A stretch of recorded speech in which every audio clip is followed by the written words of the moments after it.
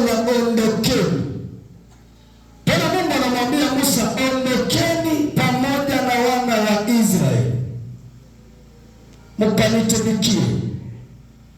Pointi yangu inasema toka katikati ya watu ambao hawana msaada kwenye maisha yako.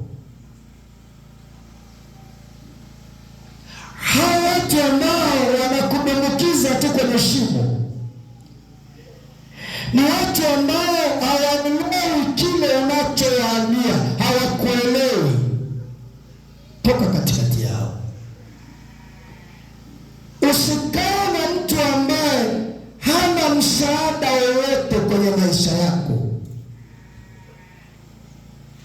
Usikae na mtu ambaye msaada alionayo ni kuumiza nafsi yako tu au kukurudisha nyuma kiroho au kimwili. Usikae na mtu ambaye anakushauri tu namna ya kuangalia, namna ya kumwacha Mungu, namna ya kuendelea kuteseka. Toka katikati ya hao watu.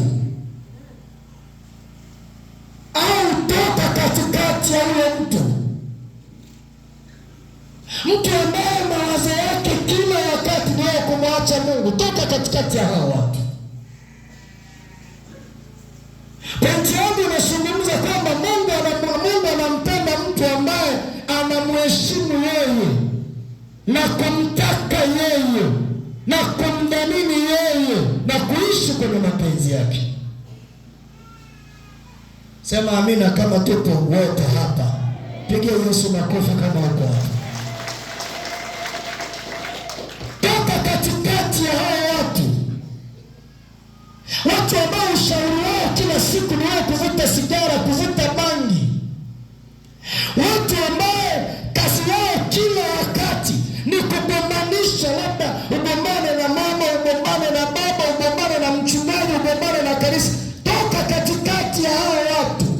Tena usijenge mahusiano na mtu ambaye hawezi kukusukuma kwa lolote.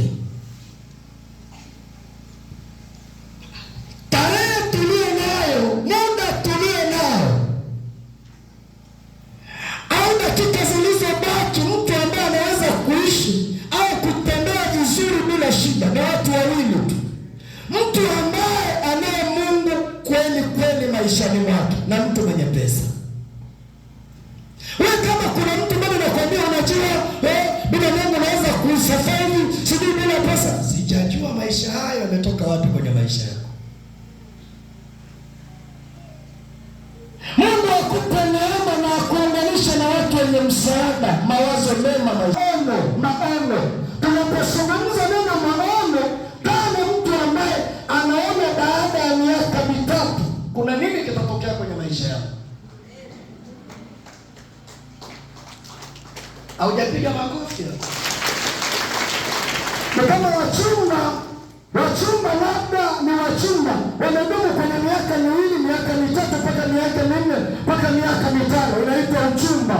Kidole kitavunjika. Mitano haupumui, unazidi kunenepa. Hiyo pete itakata huo mkono. Mungu akupe.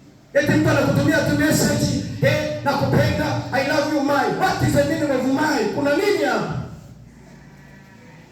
Alafu leo unazidi mtu kupoteza mtu, kuna mtu unamsubiri, kisha anakurushia 2,000 nasaidia kwenye maisha yako. Leo wanazaliwa kitu tunazalisha kitu kinaitwa single mother. Unapenda yule kijana, unampenda yule kijana kuliko Mungu, unampenda yule kijana kuliko mchungaji, kuliko kanisa, basi tayari umeshazalisha mtoto, umezalisha watoto, mwisho wote unaambiwa pita kushoto, pita kulia. Geuka upande wa pili leo. Kuna mtu akishapata mtu anaitwa mchumba hata kanisani haendi. Kama alikuwa shemazi ataacha ushemazi, alikuwa mwanakwaya ataacha mwanakwaya, alikuwa katibu ataacha katibu, sijui alikuwa nani kanisani ataacha, kwa sababu kuna kamutu kanamwambia kila siku nakupenda.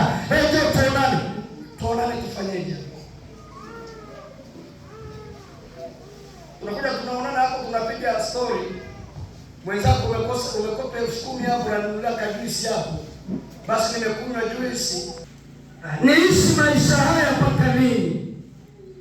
Wangapi lakini wanasembuka akili.